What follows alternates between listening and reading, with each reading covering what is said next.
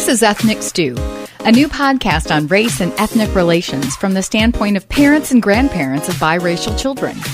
Here are your hosts, John Glavin, J.P. Kendall, and Jill Kendrick.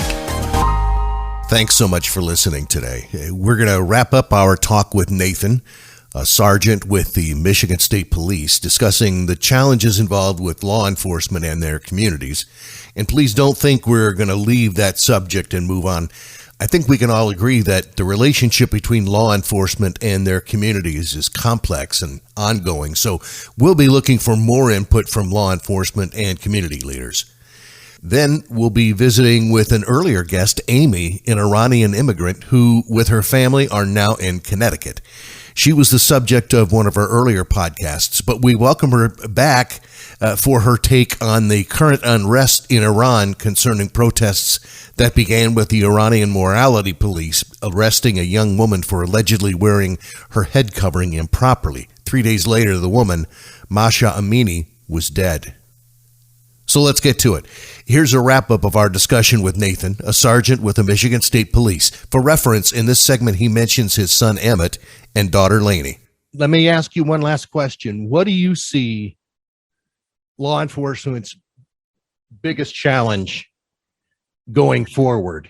I think recruiting of quality police officers is going to be the challenge, because there is such a negative view on policing that, and there's a lot of other issues that go along with it, right? The pay, the hours, there's a lot of things that factor into that. But I knew this question was going to come up, so I was actually kind of like thinking, like, how am I going to answer that? Because I knew what I was going to answer.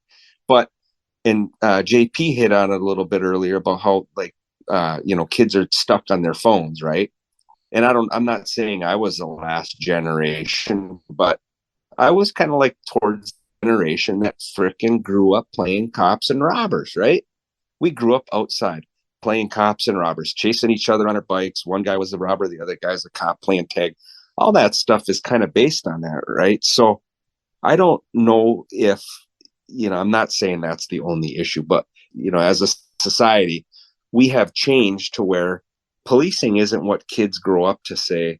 All kids at some point in their childhood wanted to be a police officer. Every single one, right?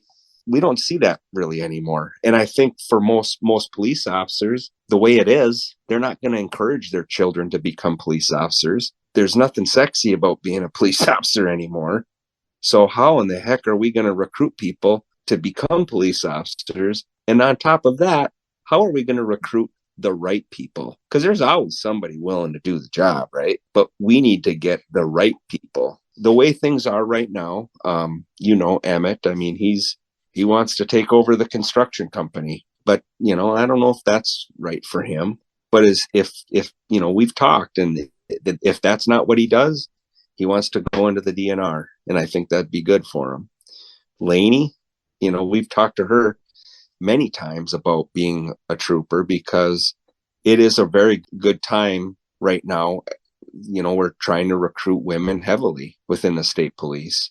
She could walk in there and she could be very successful, but I don't think she wants to do it.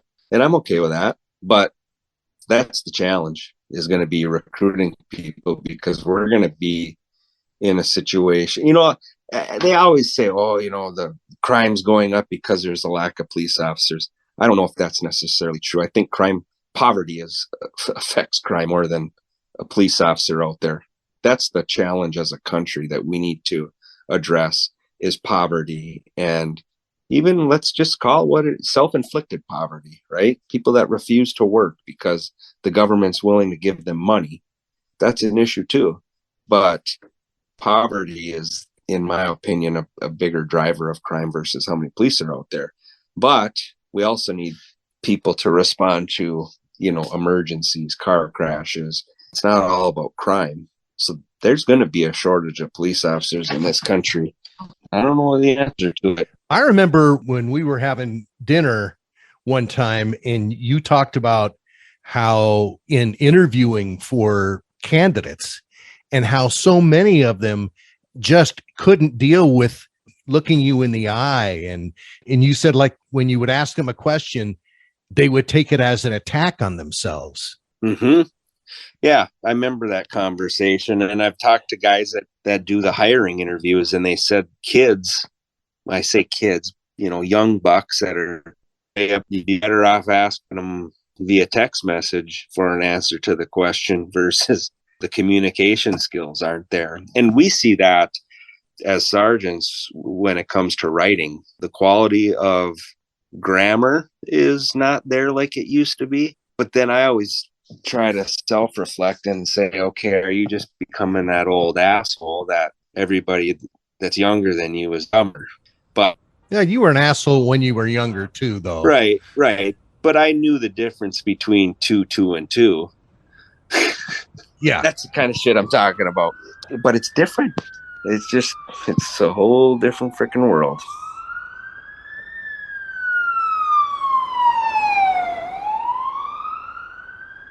Now on to our friend Amy, who with her family immigrated from Iran. She's featured in an earlier podcast where she shared her family's journey from Iran to Tennessee, then to Kansas, and ultimately settling in Connecticut. Back on September 13th in Tehran, Mahsa Amini was arrested by the Iranian mortality police. She was 22 and allegedly broke the country's strict Islamic dress code law, namely wearing her head covering too loosely. Following her arrest, she was reportedly beaten and moved to a detention center. And 3 days later, she died as a result of her torture injuries. Local authorities claimed she died of a heart attack, which her family disputed. Protests quickly spread across Iran, including police stations and vehicles being torched. On September 30th, a shootout with a police station in Zahedan claimed 19 lives, although Amnesty International reported the death toll at 66, including children. On October 3rd, Supreme Leader Ali Khamenei blamed Israel and the United States for the unrest. Protests continued throughout the country, and as the World Cup games began in Qatar, members of the Iranian men's soccer team stood in silence as their national anthem played. Some fans were seen holding signs that read "Women, Life, and Freedom." If you search YouTube, you'll also find a poignant video of a post-match scene in which opponents from the United States and Iran embrace, some of the Iranian players sobbing. On December 4th, Iran announced the government had allegedly abolished the morality police. There's been no confirmation that the police have actually been disbanded, but by that time, over 460 Iranians have been killed since demonstrations began, and over 18,000 have been arrested. And then in early December, the first Iranian protester was convicted and hung for allegedly injuring a paramilitary officer during a protest. When we spoke to Amy in November, she was angry but hopeful. I think that the population has split in half. Maybe the bigger half is the one that's against the regulations. But I have seen people around me that they support the regime. My family are angry, but none of them, as far as I know, have done any action. They have not gone to the streets. They did not participate in any of the protests or anything. But they're very angry. I can see that. Even my 94-year-old grandfather, he's very angry. I see things where people are like Zooming doctors here in the States because they're afraid they can go to the hospital. And Yes. People have buckshots in them and they've been badly battered and they're afraid they can go to the hospital because the morality police are standing around watching who's showing up, and it's like, aha, we got email, I understand that the Revolutionary Guard has stepped in and said that protest needs to go away or they're going to take matters into their own hands. Yes. And, we hear the same as you do. We hear all kind of news about what's happening. And since there is no reliable source in Iran, you don't know what's right and what's wrong. That's part of the problem that I say the population is split in half. I don't trust the media that is located in Iran, and others don't trust the media that are out of the country, that are trying to reflect the news. I called John, or I texted him shortly after this happened. And one of the things I said was, the amount of courage and bravery it takes, and I'm going to cry because I'm an emotional person, because the amount of bravery it takes for those women in your country with the oppression that has been there from the beginning of time. You have no idea. I, as a person that lived in that country, yes. I know what kind of pressure you are under. It's not just from government. It's not just the fear you have from the police. Even you're facing your own traditional families. You know, it's a different level. When I saw what was going on, and I saw the women angry and protesting and, you know, taking off their clothing and their headgear, and they're cutting their hair and in protest of what had happened, I just kept thinking, would I be that brave? I'm that mad because I'm mad about stuff that's going on in the United States. But would I be in that situation, knowing that they could face death, to just be shot down where they're standing doing it? And the fact that they banded together and stayed together, you know, in the protest, and that people were joining the protest. I think I saw a woman who was maybe a university professor speaking out, and she was like, it's time. As women, we are beyond fed up. Yes. And we're willing to take these risks and put our lives on the line for what we think is right. And I just want to say, I told John when I text, I'm just amazed, and I am so impressed with the bravery and courage that those women are showing. Me too. I was talking to my husband about it. Now it's the time that I'm going to go out in here and be proud to say that I am an Iranian woman. Now the picture that the world has from us is different. I'm not recognized as Islamic regime representative. I'm the representative of Iranian women, those brave women. Oh, that's amazing. You say that you can cry. I've been crying all this time, these 40 years. I asked John, I said, have you talked to her? Because I'm concerned for how you felt. And I told someone I was going to do this. I had dinner with friends tonight, and I said I had to get home by 7 because we were recording a podcast. And I told them it was with you, and they had watched the previous one, so they knew about it. You know, they had listened to it, so they knew about it. And I said, but I have to get there because I want to talk to her. She's beautiful, she's smart, she's kind. And I just want to know but I need her to know that I have been with you in spirit, and those women in spirit. I don't know what I can say other than, and I said, and she's the only person I believe that I have met that is from Iran. And so I see it differently because I see you.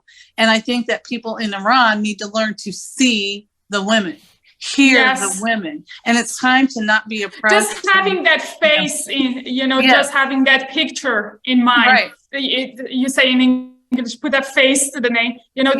Just the image that they have is different. Now. And to get rid of all the cover that you can't see, and you can't see who you are and be who you are and live and be proud in who you are.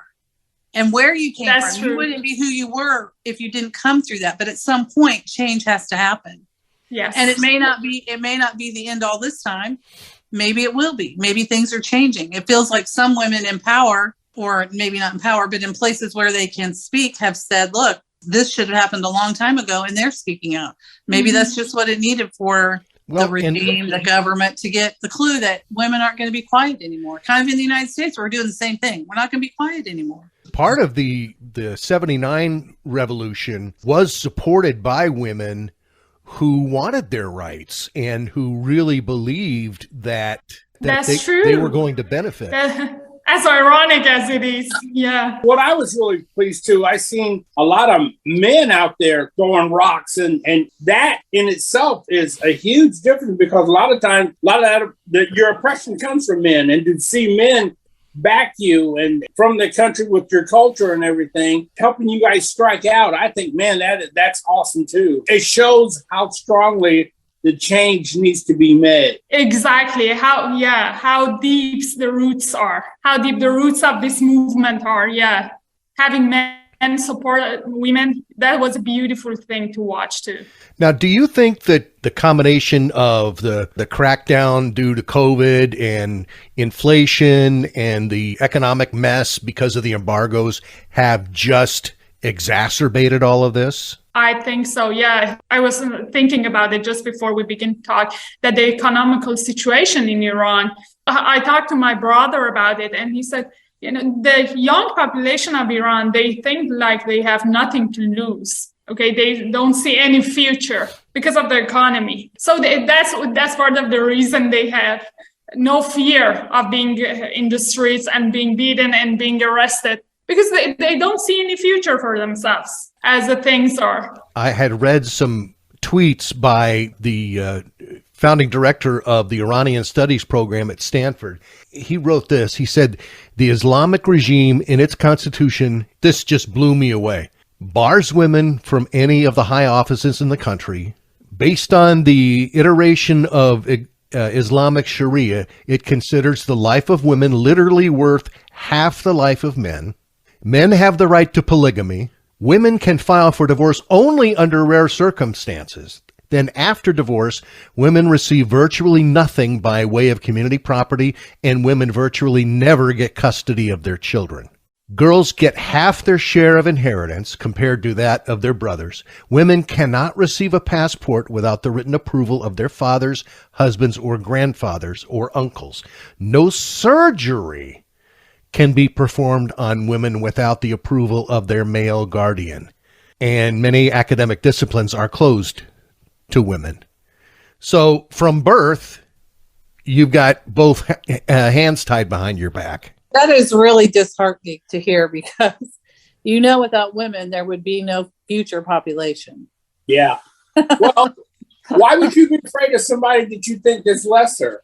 I mean, if they're that stupid or unable, why would you try to suppress them? And why wouldn't you be proud when they did more than what you thought they were capable of? Let them get out of the way and let them soar. Has education become any freer since 79? Because you have a degree in architecture. Yes. Education, I can say this for sure, that most of the students in colleges are females. The number is about 60% of the students. Wow. Yes. And this is, I think this is what is causing all these protests and all these movements. The higher education empowered the time that they were, I think the reason they decided to expand the universities and higher level educations was that because nobody had jobs because of the economical situation. So they thought that the easier way would be to keep the population busy with education. They didn't think that this higher education is going to empower this generation. This educated generation is not going to listen to those Renaissance, I don't know, those laws that I'm ashamed of. What effect has this had on your daughter, Ava? The funny thing is that she has all these questions about what's happening. The time that we went to Iran over the summer, we spent 6 weeks there. And she kept questioning. There were no protests or movements when we went. It all began 2 weeks after we came back. And the whole time that we spent in Iran, she was questioning, but she was so angry about the difference between men and women in Iran. And she was questioning everybody, all my cousins and her grandparents, everybody, about why it should be like that. Why should women cover their hair? Why is every place that we go, it has a men part and a women part? Everybody, every place is separated. And my friends say it as a joke because the government over the media, they say that the roots of these movements are outside of the country, especially in United States or Israel. Okay. And my friends say as a joke that your daughter, as an American girl, she started all these. But isn't it amazing that as a second grader and being here, she sees it as an injustice or a wrong that the women there have to behave and look and act in a certain way. Be a certain way. She kept saying, this is not fair. She kept saying, this is not fair. And one day she got so angry about it, and she was crying and punching my brother that you as men should do something about this. I think I love her. I think I love her even more today. And I think you're brave for doing this. The world needs to know. I'm not. The brave ones are those that are in the streets in Iran. Well, I hope, nothing but good comes out of this. I know there's going to be a lot of tears and bloodshed, but hopefully on the other end, this will be all worth it. It will, it will be worth it. Yeah, because even if they quell it for a little while, now that they know it's there, they're gonna have to rethink a lot of things. And once you get their eyes open, hopefully they can see. Well, they realize that these women have opinions, that they're smart, and that they're willing to fight and potentially lose their lives for what they believe. Yes. And then, Amy, I have a question. Do you think, as we've been sitting here talking, I'm wondering if you think that the internet and like FaceTiming and all this has had any role in it, because not necessarily in the exact struggle, but the fact that women feel more empowered because you're not locked into just seeing what's in your community and only the news from your community. Exactly. You're seeing things from different, if you are able, you can see it from different countries, news programs and different things. That's and you true. See different perspectives. Definitely. So do you think that maybe some of these women are realizing we don't have to live this life? They can see other possibilities. That's true. That's why they're limiting the internet right now in Iran. My family have not, and I know it's true for most of the people in Iran, they did not have access to internet for the last 40 days, at least not easily. Now, I've read that the people in the bigger towns, some of them have VPNs, so they are everybody does. Everybody has. Without a VPN, you cannot connect to internet at all. My mom uses different VPNs to be able to talk to me like 5 minutes a day. Well, people get tastes of freedom, and you just in their own ways. Have you talked to any other Iranian friends who are who's been out there, expatriates who are thinking of going back to join in the protests? Who are in the United States right now? I'm thinking about going back. No. People that are here, I haven't talked to anybody. And you wouldn't probably be able to leave the country after that. Your passport is they're going to get your passport confiscated. Yeah. Well, so many revolutions start like this. You don't have to have 51% of the population on your side. You have to have passionate people, and then have other people who are fence sitters decide, I'll save my ass and go with these people instead of these people. This is going to be really an interesting next 6 months. Iran is such a pariah now internationally, and now they're selling weapons to Russia, and so they're doubling down on their international stupidity. What's your gut tell you? What's going to happen? Everybody keeps saying that nothing is going to happen, but I think that this time is different. I believe so. This time is different because it's in different levels of the population. I see my teenage cousins being engaged in this process, as is my grandmother, and I think this is the difference this time. This is going to cause change. I can see the change right now among our friends here, the Iranian friends that we have here. There are some that support the regime. I cannot understand the specific one that I'm talking about. He was raised in a family that his father was in the Revolutionary Guard. And I say, you are in the circle of the power. That's why you're taking their side. Amy, does your loyalist friend, does he try to hide behind religion? Yes. Honestly, I understand him. This is to his benefits. The existence of this regime benefits him and his family. That's the reason he's supporting them. And and don't take me wrong, he's a very bright man. He's not irrational or anything. And we're discussing about it. We're fighting about it all the time, every time we see each other. And last week he was talking about the situation that it used to be in Iran for last few years, that nobody is wearing that hijab as tight as they wanted them to do. And he was saying, it was not like you're under too much pressure. People were wearing whatever they wanted to. And I told him, this is not about whether if I want to wear this or if I can wear this or not. This is about government wanting to use my body as a way to express his power. I don't want that. I may decide, even if I'm allowed to wear whatever I want, I may decide, my mom, I know for sure, she will decide to put a headscarf on. But it's different from choosing to wear that or being obliged to do that. The majority of people in Iran used to be, they are not like this right now, but they used to be like previous generations, they used to be to have this respect for religion. I think the whole government is behind that shield of religion. Yeah, this is how they rule the country. Well, and the clerics seem to be just as power hungry as anybody else. Even more. Yeah. When it comes to power, yes. I myself don't understand the concept behind a religious government. What does that even mean? How are you supposed to rule a country, over 80 million of people, with one ideology? How do you expect 80 million people to think the way that you do and act the way that you do? How is that possible? I don't get the idea. Yeah, and because they know themselves as representatives of God, they consider themselves to be sacred. And if you're against them, you would make the situation somehow that you are against God right now. That's the problem. Well, that's what you get for hanging around with Americans and Jews.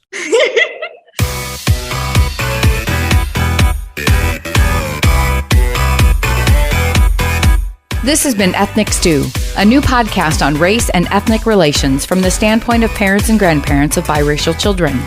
Like Ethnic Stew on Facebook. Check out our YouTube channel. Follow us on Instagram and Twitter on ethnicstew.com.